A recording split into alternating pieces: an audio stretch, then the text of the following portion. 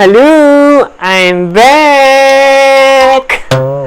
So, finally, it's already October na. Ang bilis ng panahon, guys. Burn month na, tapos mag-November na, tapos din maging Christmas na, diba? So, as you can see, change background na naman tayo para maiba na naman. Dahil fall season na, I decided to create this look inspired by this Instagrammer by _Raquel Clemente _ So, ayun nga yung ating i-recreate or inspiration for our fall look. For today's video, so umpisa na natin ang ating makeup transformation.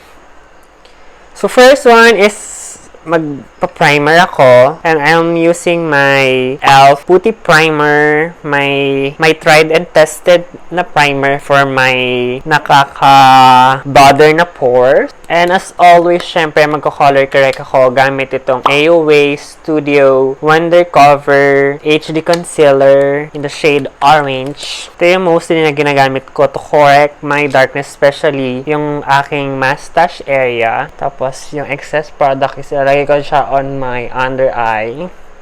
Then, for my foundation, I'm using this Bilena All Day Liquid Foundation in the shade Porcelain. And ito yung lately na foundation na parang ginagamit ko, which is maganda talaga yung quality na to. And mura lang. Nabili ko siya for 195 pesos. Kasi yung time na hype tong product na to, medyo mahirap siyang bilhin online. And now, available na siya sa mga Watsons, as in sa nearby Watsons lang ko lang siya binili. Kaya ngayon, parang ngayon ko pa lang siya na-try. And shout out to Mikey for giving me this sponge. Super cute and super soft. Kumusta naman yung araw nyo, guys? Napanood nyo ba yung aking latest video? Kung hindi nyo pa napapanood, ito. Click nyo yung I button here para mapunta kayo dun sa aking previous video, which is tinry ko yung isang Chinese brand. I think yung foundation na to is super light for my skin tone. Pero dahil nga gusto natin i-achieve yung doll-like skin, ayan, light foundation is the key. Okay, so next is for my concealer. Yung gagamitin ko is this Maybelline New York Superstay Full Coverage Under Eye Concealer. And yung gagamit in the shade Light 15. Ang tagal ko din hindi gumawa ng tutorial kind of video sa inyo, guys, no? Well, parang, ewan ko ba, lately parang hindi na masyadong uso yung mga tutorial, di ba? Pero, dahil makeup channel yung video ko, I mean, beauty yung branding ng aking channel, I decided to make this kind of video, which is nakakamiss talaga yung OG na mga YouTube tutorials. So, next is for my contour. I'm using the NYX Professional Makeup Total Control Drop Foundation in the shade Deep Sable, as in dark foundation lang to. And ito yung mostly ginagamit ko sa aking makeup na pang contour. And yung i-contour ko lang for now is yung forehead, tas yung jaw, and my nose. Kasi hindi ko na i-contour yung cheeks ko. Kasi ayoko naman na parang medyo sculpted masyado. Kasi feel ko yung mga doll-like is medyo parang about flush lang yung datingan nila. So, ayun.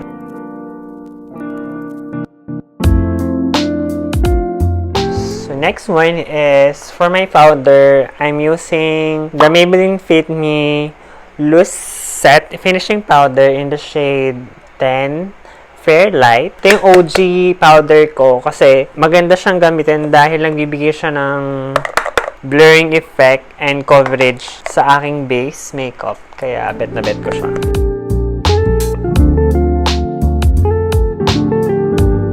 Then, for my contour, powder contour, yung gagamitin ko itong Too Cool for School Art Class by Rodin. Isa siyang Korean brand, pero maganda kasi yung undertone niya. Hindi siya super ashy, hindi rin siya super warm, kaya in between talaga. Neutral talaga yung pagka-brown niya. Yun nga lang, medyo sobrang tagal niya na sa akin, nabasag na siya. Yan.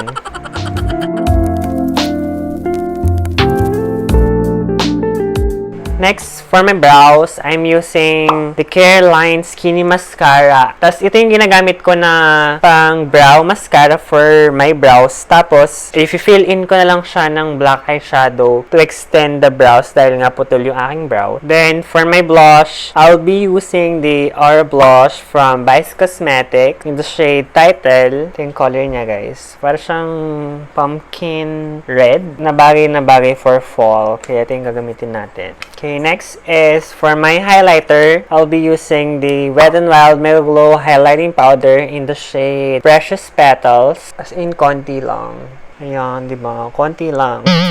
Pero enjoy natin. The next one is for my faux freckles, fake freckles. And yung gamitin ko itong Novo Eyebrow Mark Makeup na pen. And I think this will work as a faux freckles. So, ayan. Nakikita nyo ba yung mga faux freckles? So, I'm back and nagawa ko na yung other eye. Ngayon, papakita ko sa inyo kung paano ko gagawin to eye look na to on this side. So, I'm starting with this shade. From itong shade na to.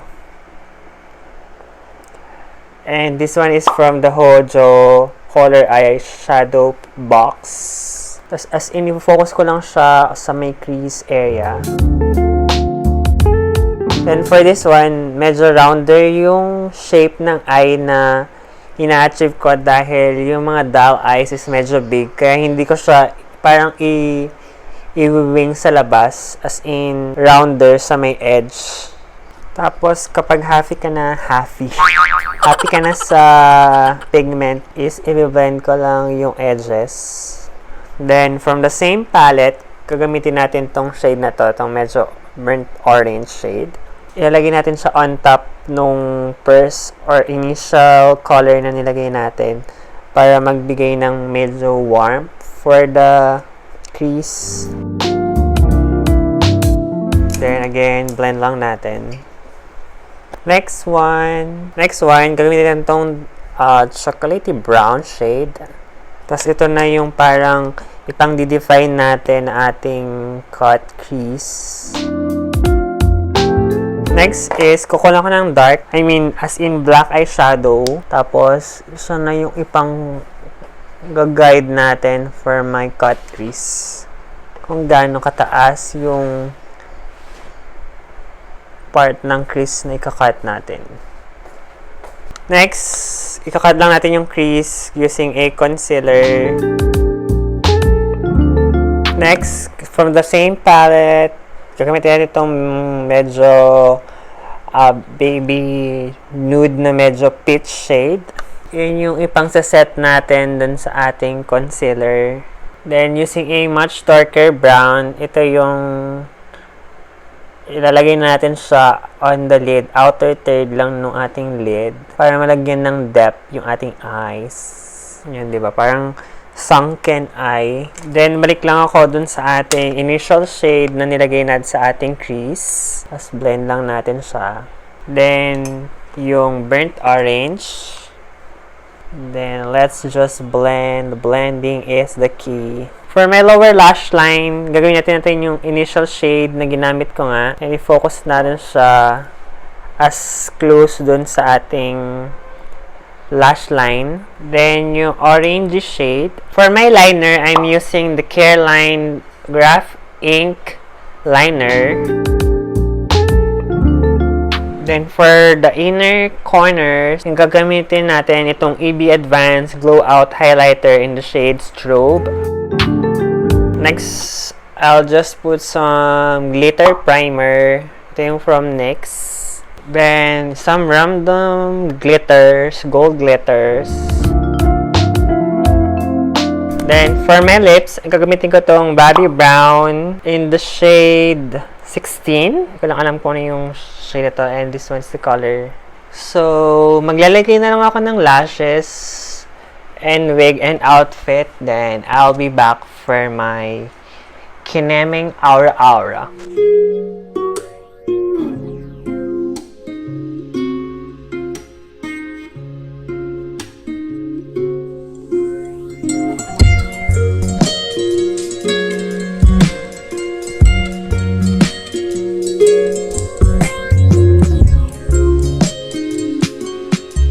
So, ayan guys, ito na nga yung nabuo nating recreation slash inspiration dun sa doll look. Diba? Lakas makamayaman na ating outfitan. Lakas maka-office girl. Diba? Tapos yung hair nga lang medyo sabog. So, yan guys. Kung nagustuhan nyo tong video na to, don't forget to like this video and comment down below kung nagustuhan nyo tong fall look natin. And I just like to shout out my friends na nagpapa-shoutout dyan. First one is RC Salcedo. Shoutout sa'yo, ate ko. I miss you na. Then, Russell Dimalanta, my dearest cousin. I mean, tito. So, ayan guys. Shoutout sa inyo. And kung gusto nyo magpa-shoutout sa aking next video, don't forget to comment down below. Para i-shoutout kayo, malay mo next time kayo naman ang shoutout ko. So, kung hindi pa kayo nakasubscribe sa channel ko, ano pang ginagawa nyo, don't forget to subscribe. And click the notification bell para ma-notify kayo every time nag-upload ako ng bagong videos. So, yun lang guys. Salamat sa panood. I love you guys. And I'll see you on the next one. Bye guys!